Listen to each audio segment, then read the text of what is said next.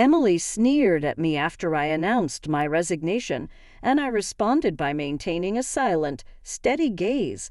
Our conversation had revolved around the company's decision to cut labor costs, with particular disdain aimed at those supposedly exploiting overtime pay. Tom, too, seemed to relish the notion of trimming expenses. A week later, my phone incessantly rang with calls from the company. Upon answering, the president inquired sharply, "Who exactly are you?" I couldn't help but scoff mockingly at the president's question. In response, I introduced myself as Lily Johnson, a 59-year-old employee with 37 years of dedicated service since my college graduation. I explained our company's role in providing administrative services, particularly catering to busy company presidents, handling clerical work, and specializing in tax-related matters. I proudly managed 45 clients, a responsibility that had grown overwhelming despite the assistance of a part-timer.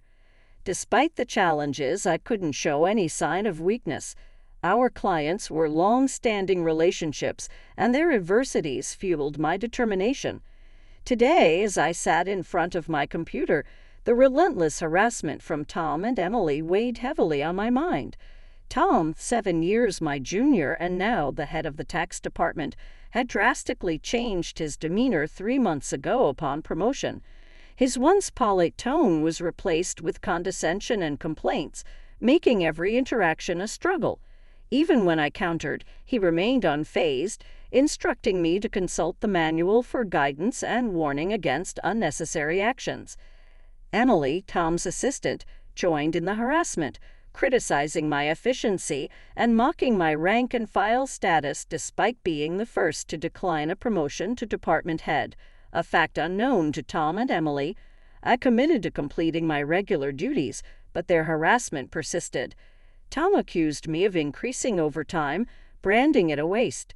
Emily echoed his sentiment, sighing as she claimed my constant overtime was dragging down the entire tax department's performance. The recent cause of my overtime was Tom unexpectedly leaving a month's worth of client files on my desk to be filed by the end of the month. After work, my face drained of color as I glanced at the files before me. "Wait, these all have deadlines this month," I uttered in confusion. However, before I could grasp the gravity of the situation, Tom was already packing up his desk, completely uninterested in addressing my concerns. "I'm heading out. Take care," he casually remarked as he swiftly left the office, leaving me with a pile of urgent tasks. Emily followed suit, adding insult to injury with a mocking laugh. The incredulity of the situation weighed on me, and I sighed heavily as I opened the client files scattered on my desk. To my dismay, some of the files were originally Emily's responsibility. The realization deepened my sigh. I understood why Tom had been subjecting me to relentless harassment. They wanted me to retire quickly. My extensive experience and deeper knowledge in taxation made me a preferred resource for other members of the tax department over Tom. Tom's unapproachable demeanor and unattractive appearance made everyone except Emily avoid him. It seemed Emily's proximity to him was strategic, driven by Tom's preference for younger female employees. The shallow nature of their thinking sent a chill down my spine. Emily's harassment was not just a personal vendetta. She aimed to curry favor with Tom, the one evaluating the tax department's performance. Despite these challenges, I had to manage the declarations alongside preparing tax declarations for my assigned companies. It seemed today's workload was far from over. However, claiming overtime would only invite complaints from Tom and Emily, leaving me resigned to the prospect of unpaid extra hours. Then, unexpectedly, I received a summon to the president's office. Our company had recently undergone a change in leadership due to the former president's sudden illness. The new president, the former president's son, wasn't fully acquainted with our company. As I entered the office, I noticed Tom and Emily with unpleasant smirks on their faces. In a tense atmosphere, the president dropped a bombshell. "Lily, we'll need you to resign by the end of this month. My mind spun as I asked for clarification. Tom and Emily had apparently accused me of overbilling for overtime, citing that while others had around 15 hours, I had exceeded 80 hours. The president, oblivious to the true circumstances, seemed impressed with Tom and Emily's zero overtime. The reality of the situation hit me. The inflated overtime was a result of doing Tom and Emily's work. However, revealing Tom's instructions would risk portraying it as my own inability to manage time effectively. I presented the facts, asserting that I hadn't overbilled for overtime, but struggled to finish my workload within regular hours. The president sighed deeply, expressing doubt, but acknowledging the lack of evidence to pursue the matter further. Nevertheless, he insisted that they couldn't retain someone working at such a slow pace. Resigned to the situation, the president suggested my resignation, and it seemed his mind was made up. Told to leave the company I had devoted 37 years to, I felt a weariness settle in. Despite my dedication, the additional workload from Tom and Emily went unappreciated. I agreed to resign at the end of the month, acknowledging that I had already communicated my decision to the president. As I glanced at Tom and Emily, their vulgar smiles reflected satisfaction. Leaving the president's office, Emily taunted me with a sarcastic, "Thanks for quitting," her sneer cutting through. I responded with a silent stare, facing similar disdain from Tom, who shared his approval of cutting labor costs and labeled me as someone exploiting overtime pay. Observing their cheerful conversation, I pondered the handover process, creating documents for all my clients. I ensured proper farewells and appointments with those I could meet personally. Unable to schedule a meeting with the president, I resorted to letters to inform them of my successor. A week post-resignation, enjoying a moment of relaxation at home, my mobile phone rang. Seeing the company's call, I hesitated, having already completed social insurance procedures. However, persistent calls from both the company and Tom and Emily's personal mobiles led me to answer reluctantly. As I picked up, the president urgently spoke, asking, "Who exactly are you?" I couldn't help but mockingly reply, "Just an unemployed lady who resigned from the company, nothing else." In response, the president urgently explained the chaos since my departure minus 49 calls to stop transactions with the company. He pleaded for my immediate return, revealing a sense of panic in his tone. Reluctantly, I rose from my seat and made my way back to the company. Upon my arrival, I found Tom and Emily waiting, their faces notably pet and dark circles underlining their weary eyes. Surprised by their drastic change in appearance, I inquired about what was happening. Tom glared at me and revealed, "Since you left, we've been bombarded with calls to stop transactions, not just from your clients, but also from prospective companies we were planning to introduce." "What did you do?" Emily echoed the suspicion, expressing disillusionment at the thought of me resorting to underhanded tactics. Their haggard appearance, it suggested the toll handling cancellations had taken on them. While I had not manipulated the clients, I had a hunch about the reason behind the transaction halts. Considering the inevitability of cancellations, I mumbled my thoughts aloud. Tom, however, accused me outright, insisting I had orchestrated something. He demanded I go to the president's office immediately, forcefully escorting me there. Upon entering the president's office with Tom and Emily, the president greeted me with a direct look in his eyes. Tom declared, "President, I brought her," with an air of authority, while Emily hurriedly followed suit. Ignoring their accusatory tone, the president questioned me about the abrupt halt in transactions after my departure. I took a deep breath and explained, "Our clients don't need us to manage their taxes. There are tax accountant firms that offer cheaper services.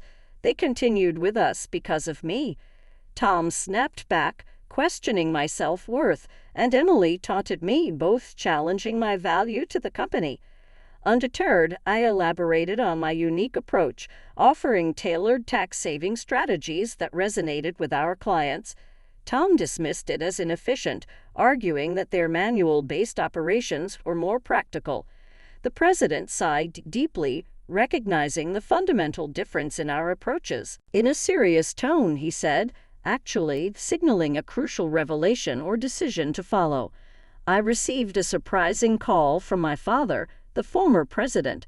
It turns out that some clients who had stopped transactions went directly to Dad to negotiate on my behalf. I hadn't anticipated clients going to such lengths for me.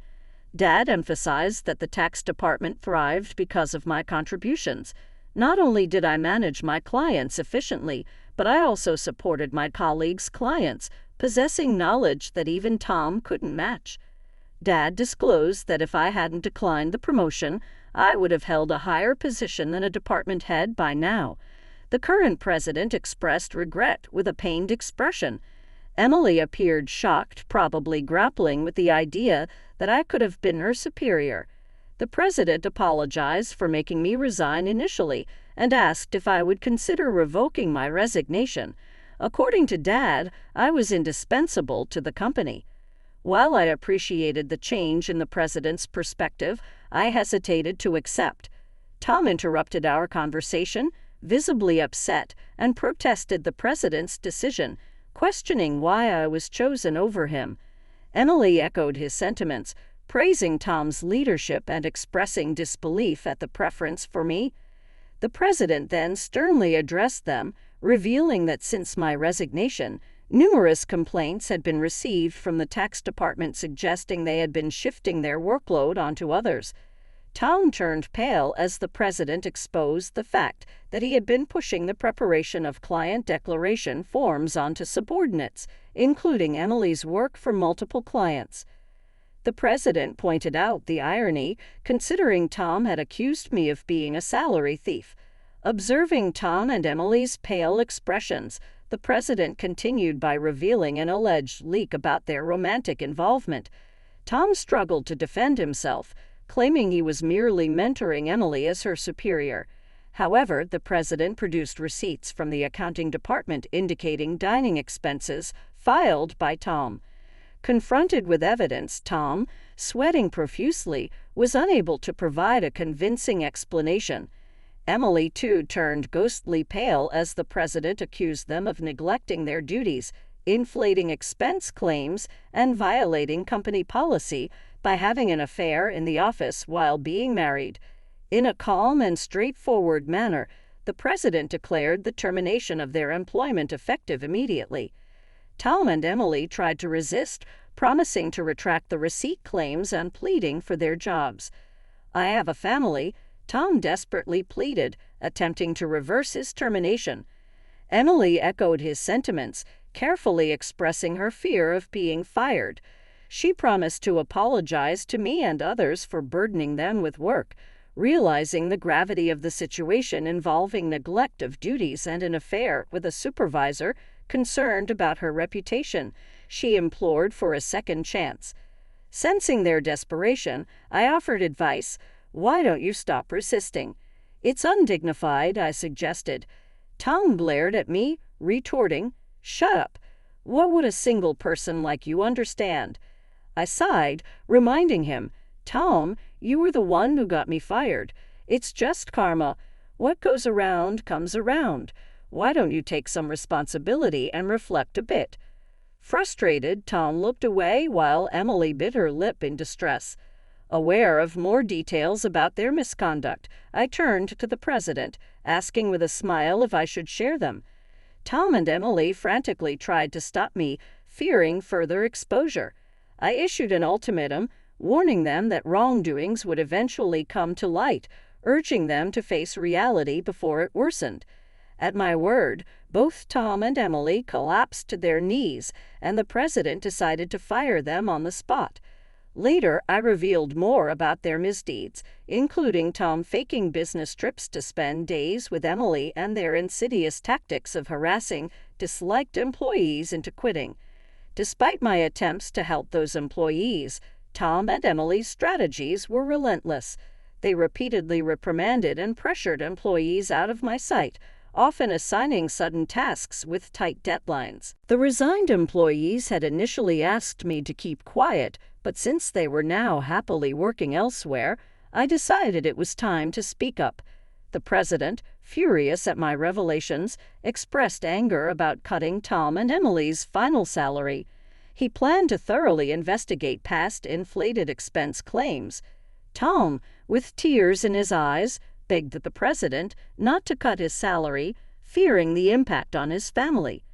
As the truth unraveled, Tom's affair with Emily came to light, leading to Tom's divorce. The two now face claims for compensation in the divorce lawsuit, marking the consequential aftermath of their actions. I became aware of the situation when Tom reached out to me, seeking assistance in persuading the president to reconsider their firing. Emily and Tom found themselves in dire straits. Despite their efforts, they struggled to secure new jobs in the tax industry. The industry's close-knit nature meant that word of their misdeeds spread rapidly, making potential employers hesitant to hire them. Desperate for income to cover divorce compensation and living expenses, they resorted to day labor at construction sites, a stark departure from their previous office roles. Emily would often call me in tears, pleading for help. "Lily, please help. I only wanted a better life and I never truly liked Tom," she cried. However, I couldn't ignore the fact that their predicament was a consequence of their own actions. Many, including myself, had been impacted by their behavior. I reminded Emily that the consequences were a result of her choices. "You can't unring a bell," I told her firmly. Facing hardships was the consequence of her decisions. Emily's despair echoed through her protests.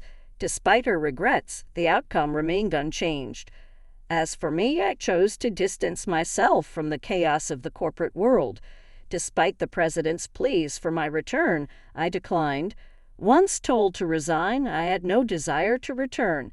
Instead, I found solace in assisting at a friend's tax office, supplementing my income, and enjoying a more relaxed lifestyle.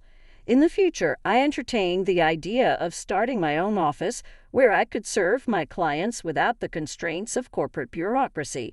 In my own space, I could fully dedicate myself to my clients' needs.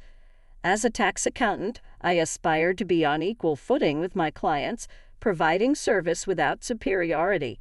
This marked the beginning of a new chapter in my life, one filled with excitement and opportunities to pursue what truly mattered to me.